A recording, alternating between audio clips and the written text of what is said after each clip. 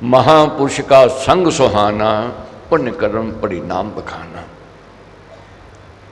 महापुरुषों का संग, संतों का संग कब सुहाना, कब अच्छा लगता है?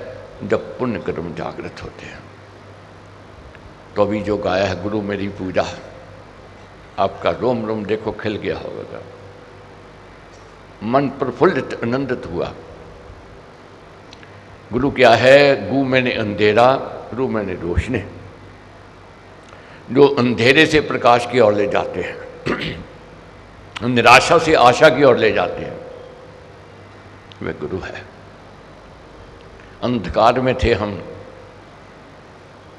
रोशनी की ओर बढ़ रहे हैं। आत्मनिरीक्षण करो, उत्तर मिलेगा। पीछे से आज अच्छे हैं, और ये भी विश्वास है आज से कल और अच्छे होंगे। बहुत निराशा में घिरे हुए थे जब चालीसा की जब में आए, आशा की किरण जागृत हुई है। खुद नंबर देने हैं अपने आप को, और मैं विश्वास से कह सकता हूं पास जरूर होंगे। अगर फेल होने की स्थिति होती तो जग में से भाग जाते, क्योंकि महाराज का कहना है नालायक बच्चा ही हड़ताल करता है। वह हड़ताल करेगा, वह बहाना ढूंढेगा कोई ना कोई। मैंने देखा चालीसा के यज्ञ में बड़ी उत्तम भावना के साथ, विश्वास के साथ, लगन के साथ आपने अध्ययन किया, महाराज के प्रवचनों को सुना, उसका मनन किया, चिंतन किया, श्री भक्ति प्रकाश जी में जो ज्ञान भरा उसका अध्ययन किया। ये भाग्य से हुआ है। निस्संदेह कामना लेकर के आए हैं। मैं रोज बार बार कहता हूं, छल क्यों करना है, कपट क्यों करनी है, झूठ क्यों बोलना है मनोरथ है क्यों नहीं है, गृहस्थी हैं हम लोग, चाहना क्यों नहीं है, अच्छा बनना ये भी तो चाहना है, धर्म कर्म करना ये भी तो चाहना है, परहित परोपकार का कार्य करने ये भी तो चाहना है, ये भी तो मनोरथ है। कौन नहीं चाहता है मेरा लोक और परलोक सुधरे? वह नहीं चाहता है जो कामना वासना को नहीं छोड़ सकता है, जो कुकर्म को नहीं छोड़ सकता है, वह है अज्ञानता। जब तक बुद्धि निर्णय नहीं लेती है कि सत्य क्या है असत्य क्या है, तब तक असत्य अच्छा लगता है। अतीत की ओर चलते हैं, अपने आप में देखते हैं, पहले तोड़ने में मजा आता था, अब जोड़ने में मजा आ रहा है। पहले हम ही थे, यही बुद्धि थी, मगर बुद्धि का विकास नहीं हुआ था। बुद्धि उसी को मान्यता दे रही थी कि तू तोड़ ले, इसी में आनंद है। मगर जैसे जैसे बोध हुआ, जैसे जैसे गुरु कृपा हुई, जैसे जैसे ज्ञान का प्रकाश हुआ, अंधकार छटा, अब जोड़ने में मजा आता है। ये कठिन पग था, अति कठिन मैं कह सकता हूँ। 40 दिन आना आसान नहीं है, और फिर निंद्रा को छोड़ करके, निंद्रा तो बहुत मीठी लगती है। ये पग इतना कठिन है जैसे कांटों पर चलना, अंगारों पर चलना, मगर जो चल जाता है इस पर वह सफल हो जाता है। साधारण घास जगह जगह है, साधारण पौधे जगह जगह हैं, उनको खाद पानी की जरूरत नहीं है, मगर बढ़िया पौधा, बढ़िया घास, उसको खाद पानी देखभाल की जरूरत पड़ती है। गाली गलौज सीखने के लिए स्कूल जाने की जरूरत नहीं है, अपने आप आती है। मगर अध्ययन करने के लिए, बनने के लिए स्कूल की जरूरत है, गुरु की जरूरत है। कोशिश करनी पड़ेगी, यत्न करना पड़ेगा। बीमारी बिन बुलाए आती है, मगर जब वह घर कर जाती है वह निकलती नहीं, फिर बहुत यत्न करना पड़ता है। इसी प्रकार बुराई जो है ये बिन बुलाए आती है, निकलती नहीं, इसके लिए यत्न करना पड़ता है। तो इन दिनों हमने यही यत्न किया कि बुराई को कैसे निकालें, धीरे धीरे पकड़ पकड़ करके प्रयत्न करते हुए इसको निकालना है, निकाल रहे हैं। ये नहीं समझना पूर्ण हो गए, जितना यत्न करते हैं, प्रयत्न करते हैं, फिर भी मल मैल आ ही जाती है। ना चाहते हुए बुरा देख लेते हैं, ना चाहते हुए बुरा सुन लेते हैं। इसी प्रकार ना चाहते हुए बुराई आ जाती है, मगर मन नहीं हारना है, आशा की किरण को नहीं छोड़ना है, साधु भाव की ओर हमने बढ़ना है। तो साधु कौन? महाराज कहते हैं साधु बेही जन जानिए, जो साधन को साथ सेवा भक्ति मिलाप से हरे सब अपराध। जब तक हम अपने अपराधों का प्रायश्चित नहीं करेंगे, तब तक मालिक की रहमत कृपा के पात्र नहीं बने। सेवा और भक्ति के मिलाप से अपनी बुराई को निकालना है, बुरे विकारों को निकालना है। इसके लिए यत्न प्रयत्न किया। अब लोग कह देते हैं साधु वो जिसने भग में पहन लिए बस साधु नहीं। महाराज कहते हैं कारण वेशना संत का पंत नहीं पहचान, रहे रमा हरि नाम में बेही संत जन जान। जो नाम में रमा हुआ है, जिसको सत्संग अच्छा लगता है, जिसको धर्म कर्म का कार्य अच्छा लगता है, वही संत की पहचान है। बग में कपड़े पहन लेवे और कहे मैं संत बन गया, कर्म अच्छे ना हो वह संत नहीं है। कैसी भी वेशभूषा हो क्यों ना हो, मगर कर्म अच्छे हैं, व्यवहार अच्छा है, जीवन अच्छा है, संगति अच्छी है, विचारधारा अच्छी है, तो वह संत ही समझना चाहिए। तो हमने संत स्वरूप बनना है, इस ओर बढ़ना है। यत्न किया, प्रयत्न किया, अड़चने भी आई, रुकावटें भी आई, विघ्न भी आए और विरोध भी हुआ, मगर ये विरोध जो सहन कर लेता है वही आगे बढ़ जाता है। सबसे पहले आरंभ में मैंने एक बात कही थी, फिर मैंने अपने आप को भी याद करानी है। सुंदर वो जिसको जन सराहे। हर एक आदमी चाहता कि मैं सुंदर बनूं, सुंदरता की ओर बढ़ूं, मगर सुंदर कौन है? अज्ञानता में हम समझते हैं जो रंग रूप अच्छा है, नैन नक्श अच्छे हैं, वह सुंदर है। नहीं, सुंदर वह जिसको जन सराहे। जन किसकी सराहना करता, प्रशंसा करता है? जिसके कर्म, जिसका व्यवहार, जिसका जीवन, जिसका चरित्र अच्छा होता है, उसकी सराहना करता है। दुर्गंधी और सुगंधी जिस और हवा का झोंका जाता है उधर जाती है, मगर चरित्र की सुगंधी बिना हवा के झोंके के चारों ओर फैलती है। और इसी प्रकार चरित्र की दुर्गंधी बिना हवा के झोंके के चारों ओर चलती है। अगर हमारा अच्छा व्यवहार, अच्छा स्वभाव होवेगा, चारों ओर ये सुगंधी फैलेगी, इसको कोई रोक नहीं सकता। महाराज ने तुकाराम जी की कथा लिखी। तुकाराम जी भक्ति के मार्ग पर चले, परमेश्वर की आराधना, परमेश्वर का चिंतन, का ध्यान करते। कभी कभी ध्यान में इतने लीन हो जाते सुध बुद्ध नहीं रहते। एक दिन एक खेत के पास बैठे थे। खेत का जो साहूकार था उसने देखा कि एक बेकार लड़का बैठा है। उसने पूछा क्यों भी काम करोगे? बिना सोचे बेचारे तो कलम नहीं करना, हाँ करूँगा।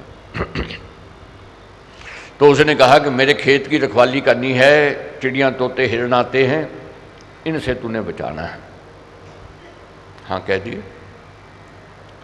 कि जो शेर था जमीन का वो चले गया और तुकाराम जी अपने राम भजन में मस्ती में थे। हुआ क्या, पशु पक्षी आए, हिरण आए, खेत को तहस-नहस कर गए, खेत उजाड़ दिया। जब खेत का मालिक आया उसने देखा कि खेत तो उजड़ा पड़ा है, क्रोध में आ गया, लाल पीला हो गया, भला बुरा कहना आरंभ कर दिया तुकाराम जी को। तुकाराम जी ने गलती स्वीकार की, मगर वह माना नहीं। पंचों के पास ले गया तुकाराम जी।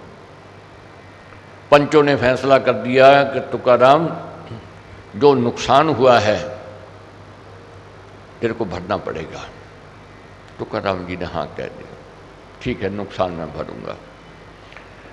और तुकाराम जी ने उस खेत के मालिक का नुकसान भर दिया। और उनकी उदारता, उनका बड़प्पन समाज को बहुत अच्छा लगा, मान सम्मान उनका बढ़ा।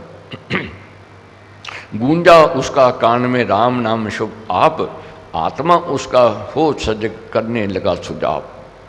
मगर वह बड़ाई प्रशंसा की ओर नहीं गया, मैं परमेश्वर का चिंतन, उनका ध्यान करता रहा, मन में लगा रहा। तो सत्संग जाता, संतों का आशीर्वाद करता, उसका वह स्वभाव था। तो संतों के डेरे में एक जाता थे तुकाराम जी, तो संत की जहाँ कुटिया थी, संत ने चारों ओर बाड़ लगा दी कांटों की। और कांटों की जो बाड़ लगाई, तुकाराम जी ने देखा जो भक्त जन आते हैं उनके पैरों में कांटे चुभते हैं, नंगे पैर आते हैं, कांटे चुभते हैं, उनको पीड़ा होती है। तो उन्होंने बाड़ उखाड़ दी ताकि भक्तों को कष्ट ना आवे, मुश्किल ना आवे। बाड़ उखाड़ दी, मगर संत को बहुत बुरा लगा। संत क्रोध में आ गए। क्रोध में आ गए तो जब सत्संग का समय हुआ, संत वहाँ नहीं पहुँचे उपदेश देने के लिए, प्रवचन करने के लिए नहीं आए, गुस्से में थे। तुकाराम जी ने कुछ सज्जन व्यक्तियों को इकट्ठा किया, कहा जाओ संत को मना के लाओ, उनके प्रवचन सुने, उनकी बात सुने, भजन कीर्तन करें, मगर वह नहीं आए। फिर तुकाराम जी खुद आप गए, क्षमा याचना की और निवेदन किया, प्रार्थना की, आप मेरे से गुस्से हो, मेरे को ताड़ना दे दो। तो उन्होंने बहुत ताड़ना दी उसको, तुकाराम जी को, और सोटी से भी प्रहार किया, सब सहन किया, कोई बात नहीं, मेरी गलती है, मैं स्वीकार करता हूँ, मगर सत्संग मेरे से रूठो, सत्संग से क्यों रूठते हो, सत्संग में चलो। और तुकाराम जी की इतनी विनीता, इतनी नम्रता, इतनी मधुर भाषा से सब लोग बहुत प्रभावित हो गए। और जो संत बाबा अम्बा से प्रभावित होकर के सत्संग में चले गए, सत्संग लगाया, सत्संग किया, उनका तुकाराम जी का नाम और बढ़त की ओर चला गया।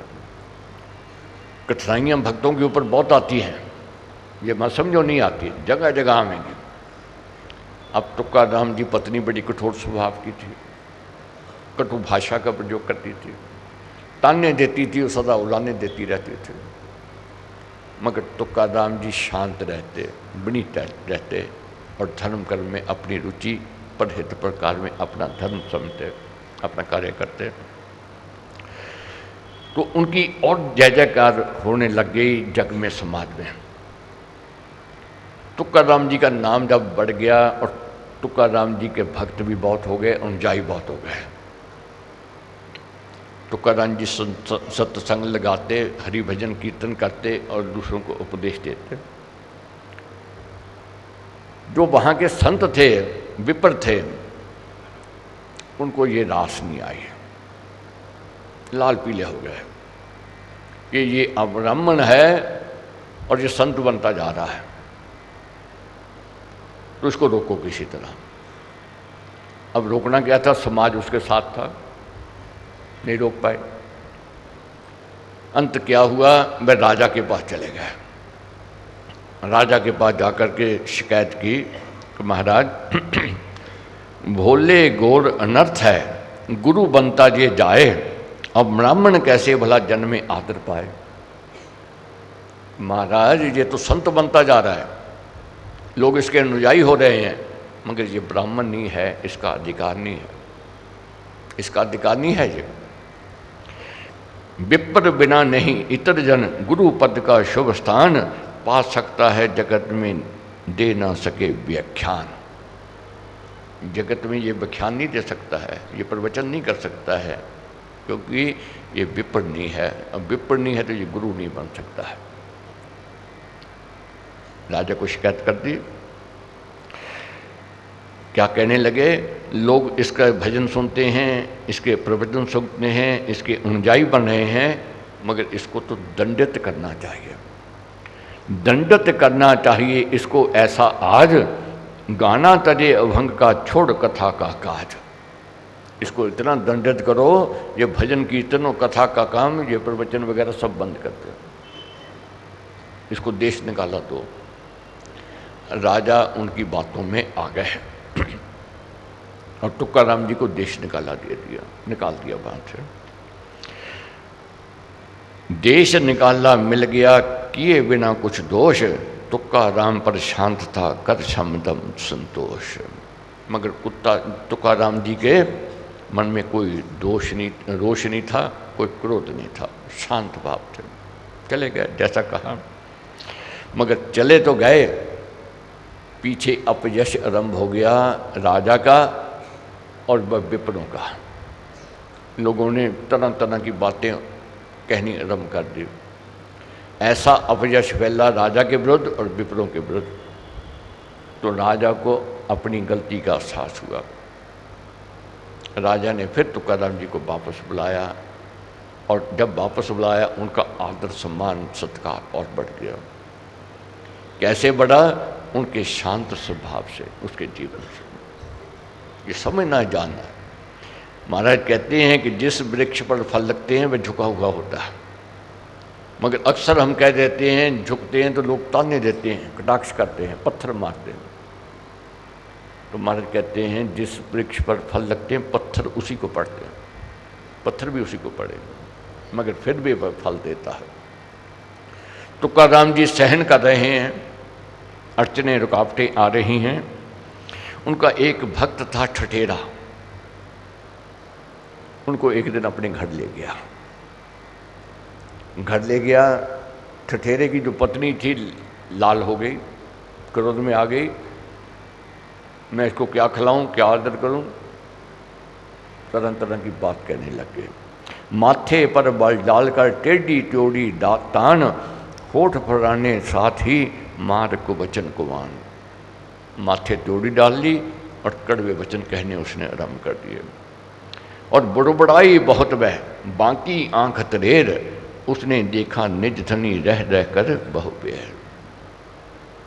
आंखें लाल कर ली और कटु शब्द का प्रयोग करना आरंभ कर दिया। मगर वह भक्त जो लेकर के गया था ठठेरा, उसने फिर बिठा लिया। अब बैठो। तुकाराम जी शांत रहे। अब देखा ठठेरी की पत्नी ने ऐसे नहीं जाते हैं, तो उबलता हुआ पानी ले आई। उबलता हुआ पानी तुकाराम जी के शरीर में डाल दिया। खोलता जल देह पर पड़ा, जली संत की खाल, पड़े फफोले दे पर हुआ सभी तन लाल। फफोले हो गए, तन लाल हो गया, मगर घबराए नहीं तुकाराम जी। घबराया नहीं वह मुनि, रहा शांत सुखमान, अपने घर पर जा गया रखे वृत्ति समान। कटु शब्द नहीं कहे, उनका अपमान नहीं किया, उनका अनादर नहीं किया, सब सहन करते हुए अपमान शांत भाव से अपने घर को आ गए। अच्छी रहनी करनी से, अब समझना है हमारा क्या कहते हैं। अच्छी रहनी करनी से पड़ी संत की धाक, उसके विरोधी सब जन हुए सम्मोहन अबाक। उसकी करनी से जितने उनके विरोधी थे शांत हो गए। विरोध होता है, घर में भी और बाहर में भी होगा, जो इस पथ पर चलता है, इस पथ पर चलता है। मगर जो शांत रहता है, अपने लक्ष्य की ओर बढ़ता जाता है, अंत में उसको सफलता मिलती है, विजयी होता है।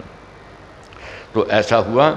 ऐसे शुभतर कर्म कर तुकाराम गुणवान, तरा सिंधु संसार से भज कर राम महान।